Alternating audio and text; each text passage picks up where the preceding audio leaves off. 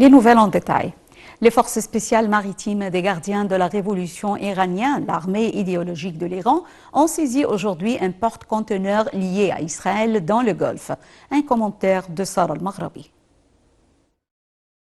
Un porte-conteneur baptisé MCS Aries a été saisi par les forces spéciales maritimes au cours d'une opération menée avec un hélicoptère près du détroit d'Ormuz, a indiqué l'agence officielle IRNA. Cette agence a précisé que ce navire était en train d'être dirigé vers les eaux territoriales de l'Iran. Un peu plus tôt, 2 agences de sécurité maritime avaient indiqué qu'un navire avait été saisi par des autorités régionales. L'une d'elles, la société de sécurité britannique Ambrey, a précisé avoir observé des images fixes montrant au moins 3 individus sautant rapidement d'un hélicoptère sur le porte-conteneur. Cette saisie intervient dans un contexte de vive tension depuis le début de la guerre en octobre dans la bande de Gaza. Ces actions sont menées d'un cran avec l'attaque meurtrière menée début avril contre le consulat iranien à Damas, imputée à Israël et pour laquelle Téhéran a menacé de riposter. L'agence de sécurité Ambrey a souligné que les gardiens de la révolution avaient déjà utilisé cette méthode d'abordage lors de la saisie de navires dans le détroit d'Ormuz, unique point de passage pour les exportations de plusieurs producteurs majeurs du Moyen-Orient. Dans un communiqué, la société Zodiac a indiqué que MSC était le gestionnaire de l'opérateur commercial du porte-conteneur MSC Aries.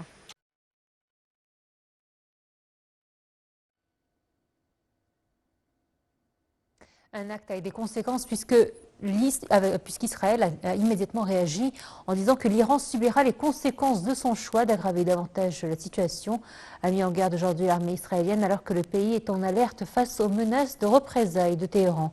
Le porte-parole de l'armée israélienne a ajouté que son pays a renforcé sa préparation pour protéger Israël d'une nouvelle agression iranienne.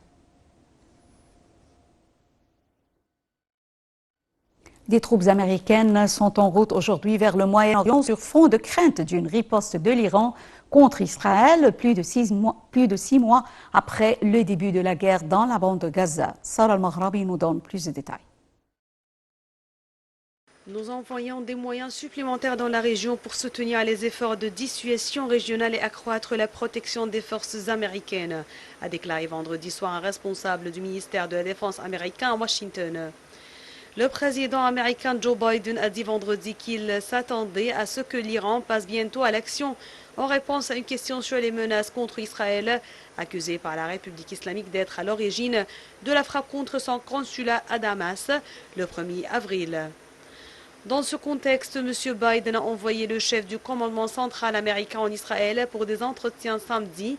Les Pays-Bas ont annoncé que leur ambassade en Iran ainsi que leur consulat à Erbil, dans le Kurdistan irakien, sont fermés au public par précaution.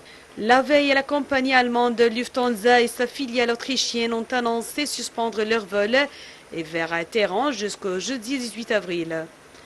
Parallèlement, plusieurs pays, dont la France, l'Allemagne ou les États-Unis, ont réitéré leurs appels à leurs ressortissants à ne pas se rendre en Iran.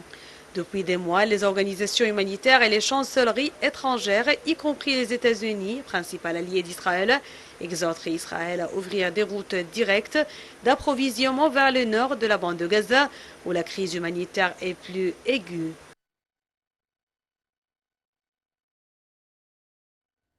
L'Égypte poursuit toujours ses efforts en vue de faciliter l'acheminement des aides et des secours vers la bande de Gaza. 50 camions d'aide alimentaire et 4 camions citernes chargés de gaz sont entrés dans la bande de Gaza par le point de passage de Rafah, tandis que 79 camions d'aide alimentaire sont entrés dans la bande de Gaza par le point de passage de Karam Abu Salem. Au total, 129 camions d'aide sont entrés dans la bande de Gaza par les 2 points de passage. À savoir également que le point de passage de Rafah a accueilli également 35 blessés palestiniens.